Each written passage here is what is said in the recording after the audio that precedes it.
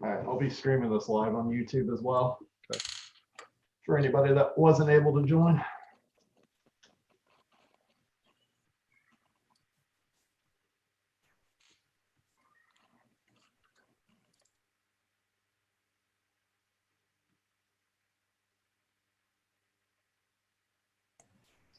So, Jason, are these participants then they're going to be mute only, or they can speak? Like, they'll be muted. I mean, with over 100 people registered, we should have 30 plus people in. And if we allow them to speak, it gets pretty chaotic.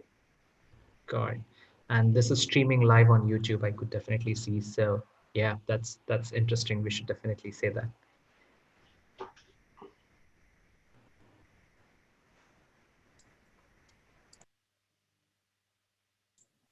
I always thought that when I would do a webinar that was live on YouTube, I would be in Miami. Since we can't travel. Gosh.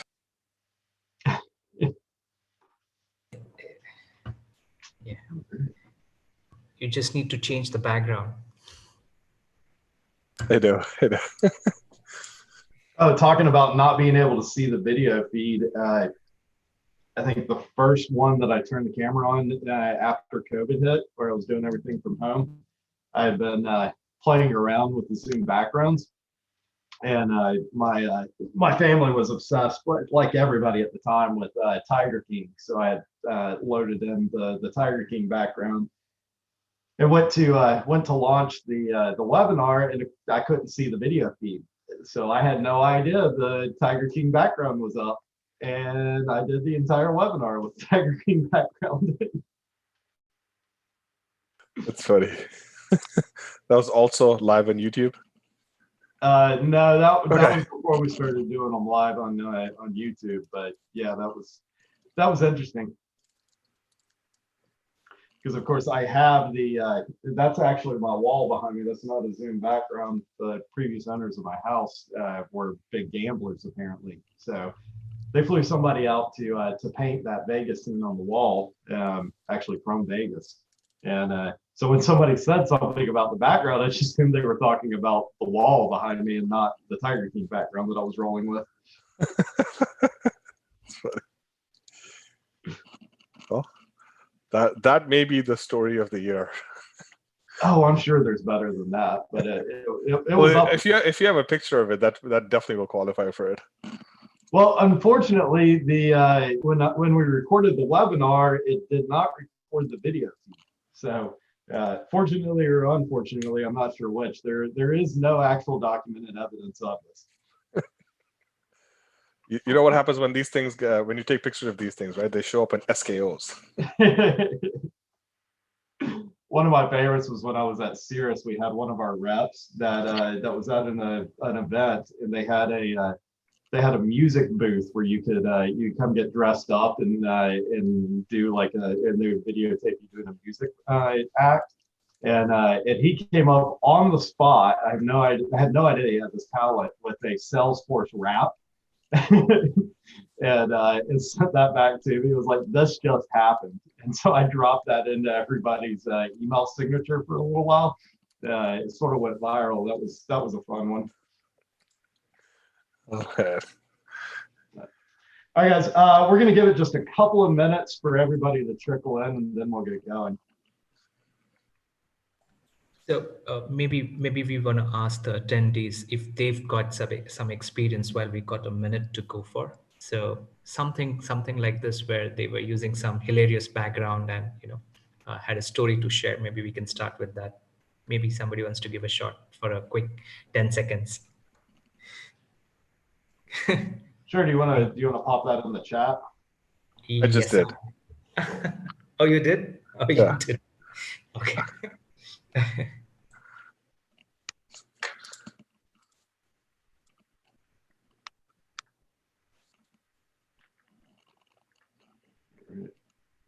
I hope everybody's doing well today. I'll give it just another minute. Should have a few more people trickle in here, and then we'll get going. Asher, remind me, where are you? I'm in San Jose, California. Nice. I would rather be in San Jose, Puerto Rico. Well, maybe not, depending on the direction. Yeah, that's true. That's true. That's true too. It's been a wild hurricane season, that's for sure. Yeah, yeah. I have a very dear friend in Atlanta, and he was telling me about like all the weather activity taking place down there. Pretty Yeah, insane. we're not too far away from there. We've mostly just gotten rain off of it, but yeah, they've had some considerable rough weather down there. Yeah. Okay, should we kick it off? Yeah, let's do it. Let's do it. All right, few quick housekeeping items. Can I get somebody confirmed they can see my screen, hear us, see our video, all that fun stuff? Great. Thank you so much, Lauren. All right, we will be recording today's webinar as well. We'll get an email out to everybody tomorrow with a link to the recap page. It'll have both the deck, although there's not much to this deck, as well as the recording for today. And you can always reply to that email if you have any follow-up questions for myself or Asher.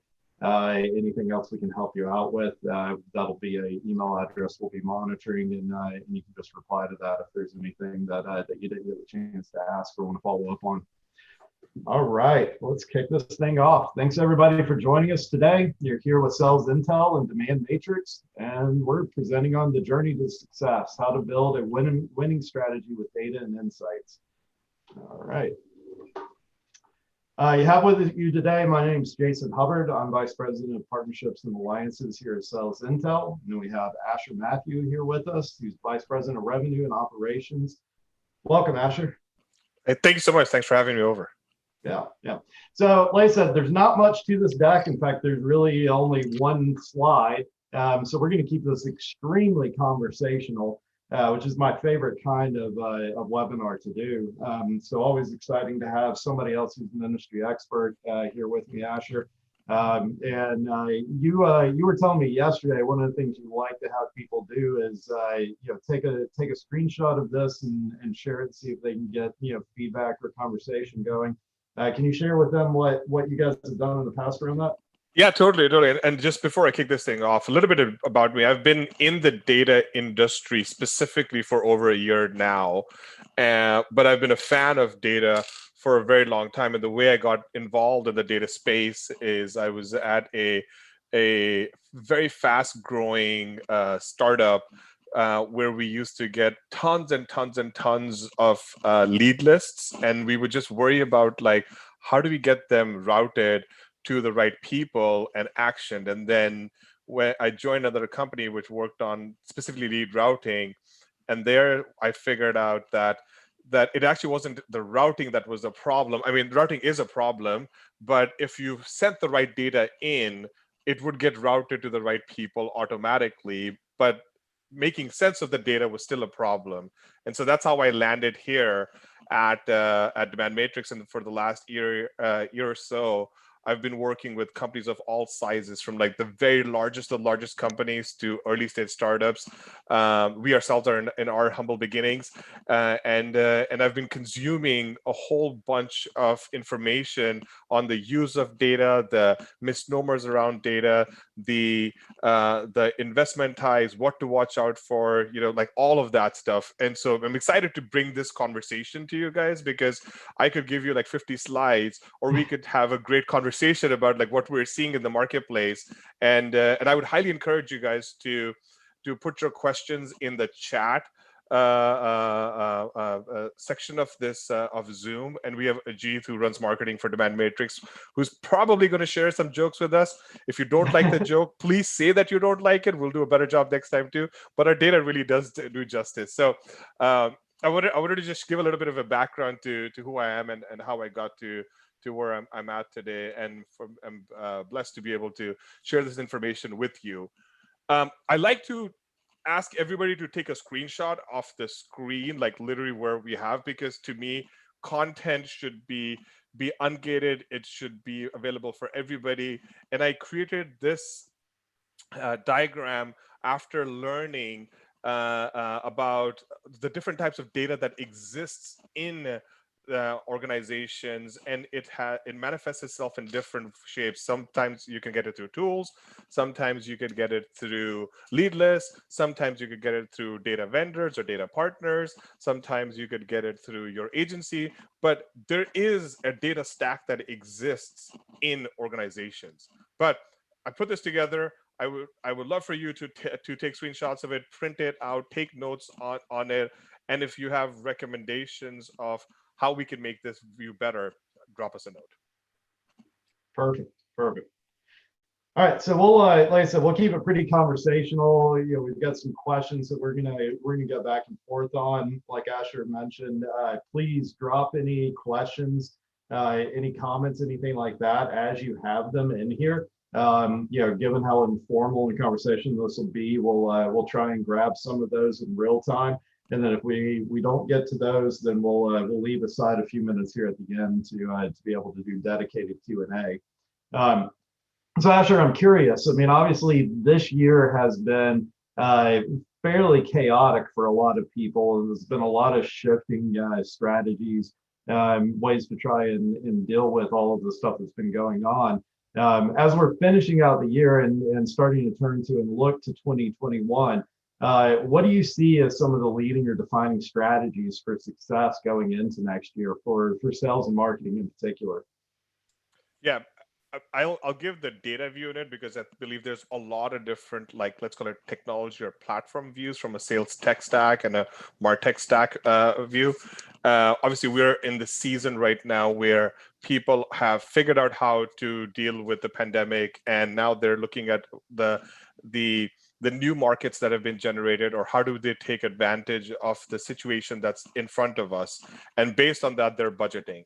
And based on that budget, they're going to need tools and let's call it data and ammunition, let's call that data, to hit their goals. And so what I have seen in the last year or so, the biggest change is people have gone away from getting mass quantities of data and then just pushing it into their data warehouse or wherever they're storing the data. And they've started to become very, very specific. Now, we can say it's because of account-based marketing or account-based sales, but there has been a push from data consumers on the quality of the data that they are getting and how do they use that data to tell a story. Is where the market is headed now, or where I would say the best performing teams are headed. Now, there's a certain segment of the best performing teams that have been trying to do this for years. I'm pretty proud of my team from back in the days at Avalara, who was also trying to do this back then. We just didn't have the quality of the data that we have available today. But I would say that it's less is more. Quality is way more important than quantity, and people are taking a deeper dive into the accounts that really matter to them and trying to uncover insights about those accounts that they can be better prepared for conversations with their prospects and customers. Yeah, I would agree. I mean, I've had this conversation a lot, and what I've seen so far this year has been, it's not like the rules of the game have changed really at all. It's that the environment is a whole lot less forgiving if you're taking the easy route. You're being lazy. You're not following best practices, and so that's where I see a lot of people doing what you're describing of really adopting what have always been the best practices. So, you know, account-based marketing, account-based sales, using advanced data signals, prioritizing higher quality, more reliable data. Learning how to prioritize accounts better, doing advanced segmentation, customizing their outreach, content, copy, stuff like that. So, I mean, all of the things we've all been trained to know we should be doing. But, you know, a lot of us were able to, you know, maybe get away with not doing those things or following those best practices. And, you know, sort of the strategy you were talking about, consuming as much data, running as many people through the system as humanly possible, and just, you know, being able to assume or count on, you know, enough people coming out the other end of that. That strategy is not nearly as effective as it used to be, especially as everything has progressed this year. And so it's really just forcing people to have to do those things that they really know they should be doing anyway. I totally agree. And, like one of my other buddies shared the stat with me, and it was surprising to me that the average SMB has somewhere close to like 90 different tools that they use. And then the average mid-market company has somewhere between like 200 to 300 different tools that they use, right? And then the average like enterprise company has somewhere like 1100 or 1200 different tools that you use, right? So it was interesting to see like all the different types of tools that people use. So I actually went and asked all of those same type of companies, how many data vendors do they deal with? And it was surprising. So the largest companies have anywhere between 357 to 425 different data vendors that they deal with. The SMB companies have anywhere between 50 to 75. So the mid-market companies have anywhere between 50 to 75 different data vendors that they deal with. And the SMB companies have anywhere between 11 to 25 different data vendors that they're dealing with, whether it's through an API, whether it's through lead lists, whether it's to like funding partners to get those lead lists, whether it's through agencies. There's a lot of data buying happening. And for the life of me, I'm trying to figure out like, why is that a problem? Like, why can't you go to like one or two or three different people and then get the data, right? And then that's where I started thinking about the data stack and started to look at different data companies and their core competencies in producing quality data. It's interesting, right? Like it's hard to manage tech because you have to worry about like licensing, et cetera, et cetera, et cetera. And then how do you pinpoint like which data vendor's data is going through which campaign, and how does it like manifest itself through all the entire organization? Yeah, I mean, it's a great question. I mean, anytime you're dealing with that many data sources, everything from the logistics of how do you ingest and consume it, how do you standardize the data, what's your most reliable data source, where are your best signals coming from, all of that stuff. Having that many data sources, that much tech stack, really is a great demonstration of how far a lot of organizations have gone towards that. Let's just push as much volume through as we can. Yep. And then we'll see what comes out the other end of it. And that today is less forgiving than ever for having that sort of attitude. That's a great segue. Like, what are within those? What are some of the most important data signals? Types of data that you see that people should really be aware of, and that's going to be instrumental for them to be successful going into next year. Yeah, so I like to think of this as categories, right? Because we've known about firmographic, demographic, technographic intent data, but I feel like the definitions of these categories get confused all the time. Like, I'm used to being a technographic data player or a partner. I'm used to people thinking of technographic data as just install-based data. And even though it's existed for a very long time, the quality of that data has increased even further as techniques of triangulating what install bases companies are using is available. But even in the firmographic space, right, like the hierarchies like of companies, the locations of them, their digital footprints, like all of that data is now readily available and extremely high quality. You could say that in the demographic data space, which is contact data, there are mobile device IDs now that can be mapped to contacts, or their personal email addresses can be connected to their work email addresses, right? All of that research work is happening right now so that we can target the right person with the right offer. And I'll take a little bit of segue on this topic, because I was having a conversation with a couple of analysts about this, and there's one view of the world which says, like, if you're going to gather all my data, you are actually invading my privacy. But my view of that is actually, if I'm able to share as much data as I'm comfortable with sharing, then I can get much more relevant information that helps me move my business forward, right? And I do a podcast as well with very senior executives, and almost every one of those executives says the same thing. Asher, don't tell me what you can do for me. Can you just show it to me, right? Like rather than send an email saying, can I do a discovery call? Can I do this? Can I do that? Like, why don't you just give me the example of what you potentially could do for me, and then we can have a conversation. Well, for me to do that for you, I need to get the data, right? It's kind of a catch-22. So I'll pause there to see what you think about this, Jason, before I talk about technographic and intent data. Yeah, so I mean, I absolutely agree with you, and it's always a two-way street. I mean, people, you have to keep in mind if you really want to lock down your data and what information that people have access to, you're going to pay a cost for that, which is you're not going to have as much customization. You're not going to have as good of a targeting. There's a lot of advantages that come to it. In fact, it's a lot of the way that the internet works and works as efficiently as it does is that we're able to take those signals about who you are, what you're interested in, be able to tailor our content and our outreach.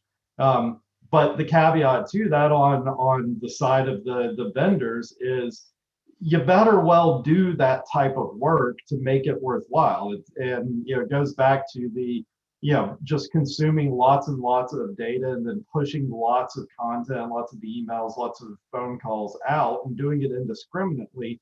That's what people get really tired of. And it's the reason why that stuff's not effective anymore.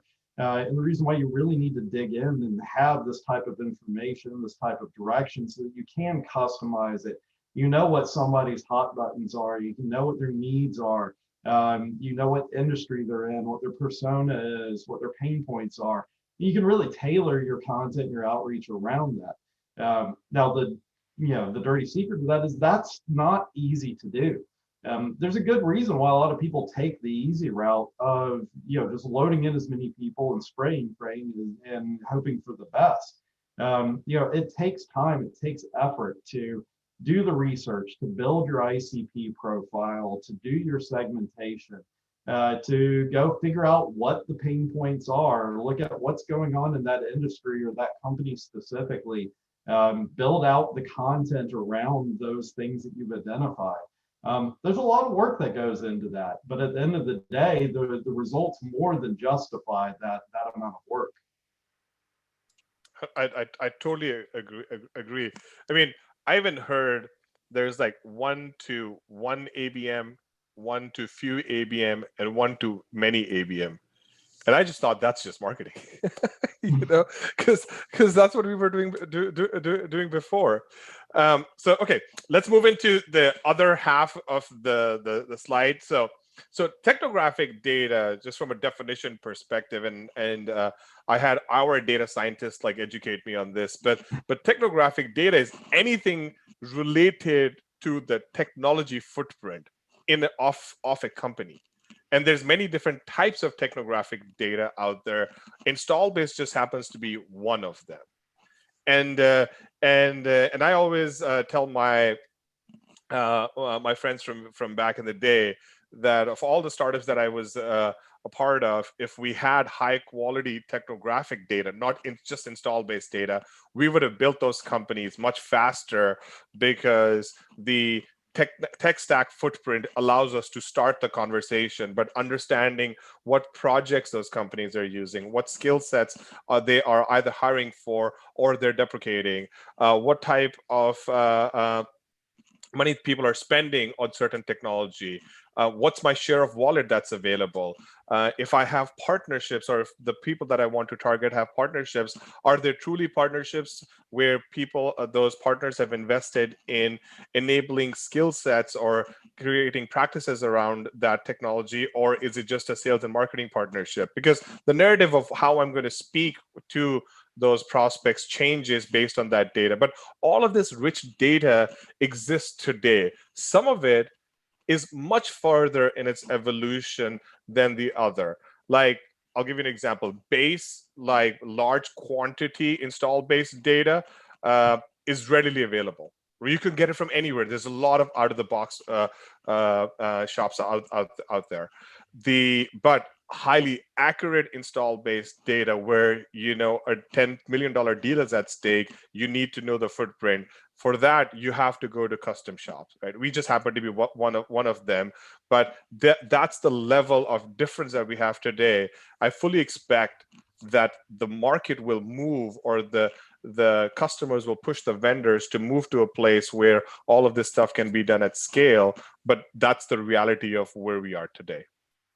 Jesse, you have any comment on that before I go to intent? No, I mean, I absolutely, being able to know the technology footprint is hugely important. We'll get into, some of the use cases, ways that you leverage these different types of data here in a minute. But yeah, intent, I think, is probably the one people are least familiar with. But it's also, if understood and leveraged correctly, and you've got a good intent data source, it can be one of the most effective ones. And at the end of the day, almost everybody's already using intent data of some sort. Anybody that's looking at email opens, link clicks, form fills, website visits, all of that stuff that you get with your sequencing and marketing automation tools and stuff like that, you're already consuming intent signals. They're just intent signals that are limited to your own website. Or additionally, if you're looking at third-party sites like a review site like G2 or Capterra or something like that, then you've got visibility into people that are visiting your profile potentially, as well as if you're paying for it. In some instances, you can get some visibility into who's looking at competitors' profiles and stuff like that. These are all types of intent signals. And then you have some broader ones that allow you to be able to look at what people are doing outside of just those silos. But interested in hearing your thoughts around intent, Asher. And so it's another one of those words that is, I would say, I almost feel like it's a parable. It means something different to everybody because they take something else different to what they're trying to solve for away from it, right? And but I tried to take what some of the analysts, people that are way smarter than me, have done as a framework for intent data and bucking it into first and third party. To me, like I would explain this to my daughter as everything that I own, that's the intent that I'm capturing from like my websites, my landing pages, my forums, my communities, my social media, my Twitter handle, like any of that stuff. That's first party intent data. It's internal. And then there's external intent data where you can get intent data from ad networks, or you can get intent data from co-op sites, or you can get intent data from mobile device IDs. There's a lot of third party, but from a framework perspective, if I could encourage everybody to think about like, what's mine, there's intent data coming from that, and what's the world's, there's intent data coming from that. And the best is actually to combine the two based on the go-to-market initiative. So sales will use intent data very differently. Marketing will use intent data very differently. Partnership teams will use intent data very differently. And customer success teams will use intent data very differently. Arguably, like if you talk to a CRO or a CMO, they will just say, hey, I'm either looking for a pre-sales or a pre-churn intent signal. Great, you can start there, but there's, again, advanced forms of intent data that are available in the marketplace. And I'll pause there, Jason, for what do you think about what I just said, and we can answer Gary's question right after that. Yeah, I mean, I agree completely, and I think it's a great segue into the next piece, which is how do you actually effectively use these signals or these data points? And so you mentioned with intent, the difference between how you would utilize or leverage that for sales versus marketing versus success. And perfect example, eating your own dog food here at Sales Intel. I use intent data signals as well as technographic data signals in two different contexts. So technographic and intent signals for the purpose of sales and feeding my sales team, I will get really, really specific and get really dialed in so that I'm pulling stuff that's going to be as qualified as humanly possible. So examples would be like technographic, people that are using direct competitors to us. or people that are looking for or showing intent around keywords that are tied extremely closely to people's pain points or people that would be looking for us. And those tend to be qualified enough, especially if you dial up your thresholds on those, to pass straight to SDRs for them to follow up directly with. Versus you can have stuff that's much broader, that's much further up the funnel, that's much less targeted intent. That's still extremely valuable and great to then hand off and feed into your marketing engine, and being able to then nurture and educate them with your content. And then that plays into those first party signals that we talked about. Who's actually opening those emails? Who's clicking on those links? Who's reading those blog posts? Who's signing up for webinars? Who's coming to your pricing page on the website? All of those additional signals that you can then use to qualify those and mark them as a marketing or sales qualified lead. Yeah, absolutely. And I do want to answer Gary's question, because I think it's a pertinent one to talk about right now. Gary's question is, what are the data appending matching keys? Is it the DUNS number? Is it the domain? Is it the tax ID? What works best? And with data, just like any other thing, the question is, it depends. because in a lot of cases, you may not have the DUNS number available, but in most cases, you will have the DUNS. If you have it, use that, right? But I also envision a world where there are a lot of companies that are going to get created that don't have any physical presence, especially in this environment, but they do have a website. So in those cases, and if you're targeting, let's call it digital natives, like startups that are coming up and fast-growing technology companies that are popping up all over the world, in that case, the primary key does specifically become a domain name. We at Demand Matrix, we first use the domain name as a primary key, and then we encourage our customers who have DUNS numbers to then use the DUNS number, because people have built workflows off of DUNS numbers as well, right? So it'll be very hard to like move them off of that or advance them when there's a lot of research that goes into a DUNS number, because the DUNS number, for those who aren't familiar with this, also gives you insight into the financial performance of that company, whether they've been paying their invoices on time or not, right? So there's a lot of rich data that helps you understand, hey, we like to do business with this company, and it's great because their technology stack seems like we can fit our technology into it. They have enough people, et cetera, et cetera.